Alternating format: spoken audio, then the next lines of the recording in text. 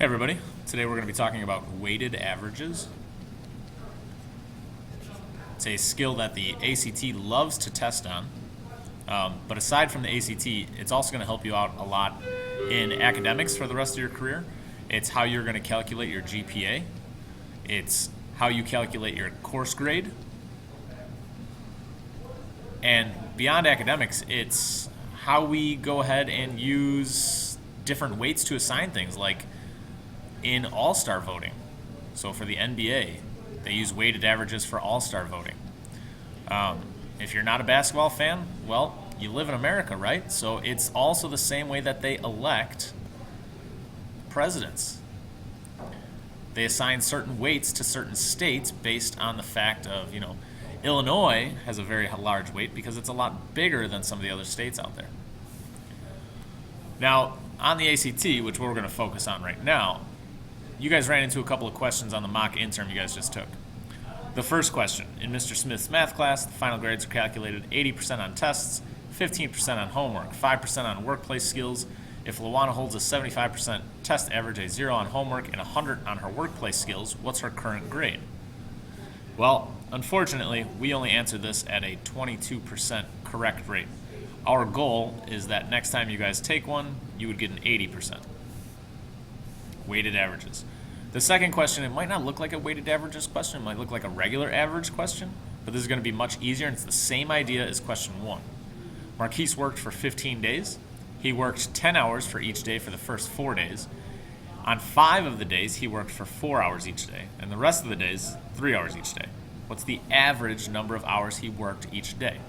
Again, weighted average because he did 10 hours for 4 days, and 5 days he worked 4 hours. So certain hours get more weight than others.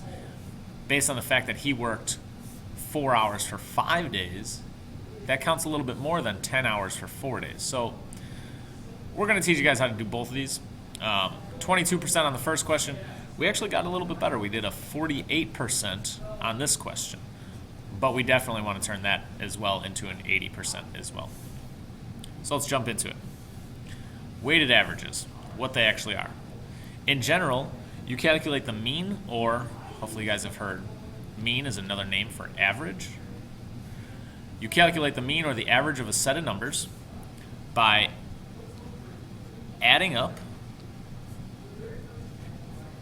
the numbers. I'm going to abbreviate numbers with a little number sign here. By adding up the numbers, and after you add up all the numbers, you're going to go ahead and divide by how many numbers you have.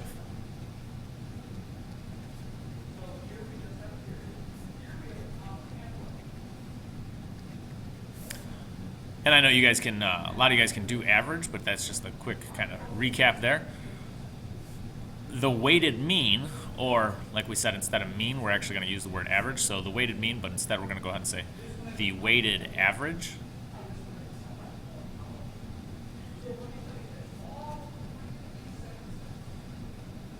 It's very similar to average. But instead of each data points contributing, so in a regular average, we just add them all up and then divide by how many we have. In a weighted average, each of the data points, they do not contribute equally to the final average. They don't contribute equally. Some data points contribute more than others.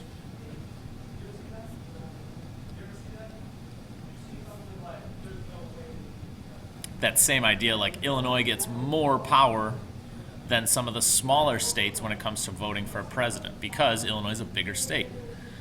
Coaches get more power than fans when it comes to all-star voting. They use formulas for weighted average when we calculate this. So the mathematical definition of a weighted average, it's actually going to be the sum of all items multiplied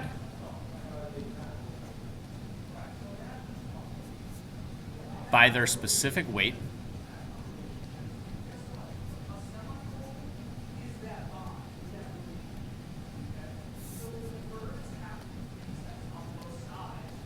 So it's the sum sum meaning add, of all the items multiplied then by their specific weight. You take an item multiplied by its weight. Then, we don't divide by the number of items, we actually divide by the sum of the weights.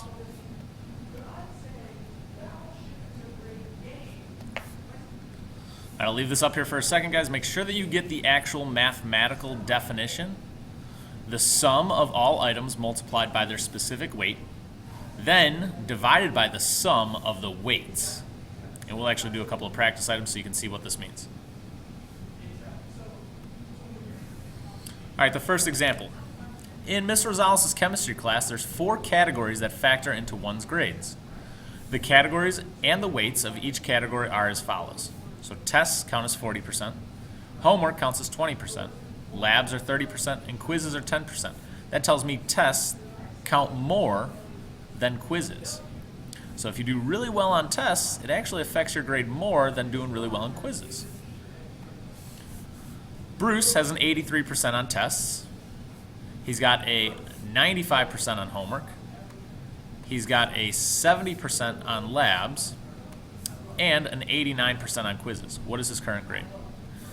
Well, using that mathematical definition, it's the sum of all items multiplied by their specific weight. We're going to take care of that first.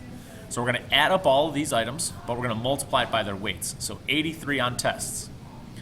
That's going to be 83 multiplied by its weight, and that was 40%. I'm going to turn that into a decimal, 0.40, plus a 95 on homework, so 95 multiplied by its weight, which was 20%, 0.20, plus 70% on labs, so that's going to be 70 times its weight, labs counted as 30%, plus 89 on quizzes, so that's plus 89, and quizzes counted for 10%, so 0.1.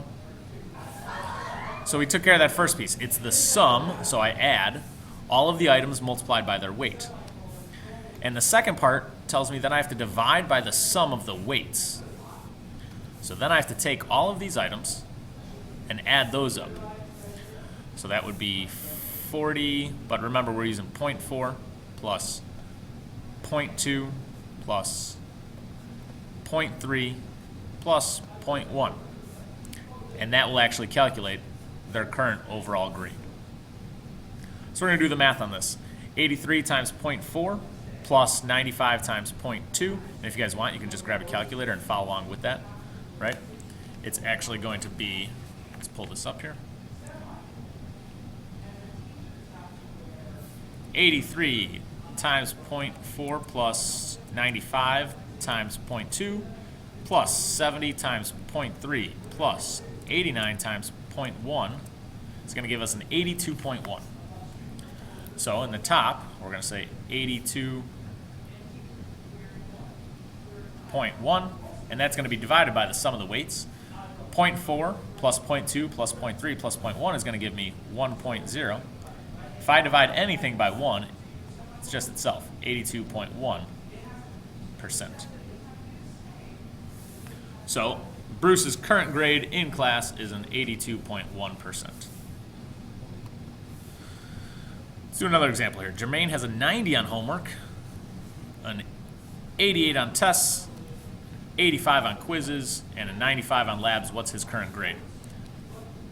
Same thing, take each item, multiply it by its weight. So 90 on homework, which is 0.2, plus 88 on tests, which count as 0.4 of the grade, plus 85 on quizzes, and quizzes counted as 10%, so 0.10, plus 95 on labs, and labs were 30%, 0.3. We take that and we divide it by the sum of the weights, so we've got the 0.2, 0.4, 0.10, 0.3. Add those all up. 0.2 plus 0.4 plus 0.1 plus 0.3. Notice I just eliminated the extra 0 there because we don't need them after the decimal point. That's going to end up adding up to a total of 90.2 divided by, add up the bottom, and it's 1.0. We divide those, but really anything divided by 1 is itself, so his current grade is a 90.2%. About an A minus. Now, grades aren't the only thing that this is actually useful for. We got another example here. On his way home to Cincinnati to visit family, Mr. Bennett drove 60 miles per hour for 4 hours. Then, he drove 70 miles an hour for 3 hours. He sped up a little bit. After that, he slowed down, and he drove 55 miles for the final 2 hours of his trip. What was his average speed over the entire travel time? All right, we're going to follow that same way. We've got items here.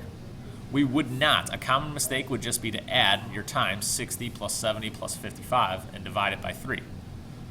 But he drove 60 miles an hour longer than he drove 55 miles per hour, so we got to give this a little bit more weight. So we're going to say, okay, it's going to be 60 times 4 hours plus 70 times 3 hours. And notice I didn't put like 0.4 or 0.3 because we're talking about hours. We're not talking about percentages. Plus 55 times 2 hours. And I'm going to divide that all by the weights.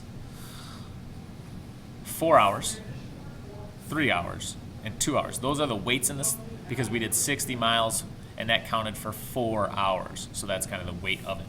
4 plus 3 plus 2. Do the math on this one here.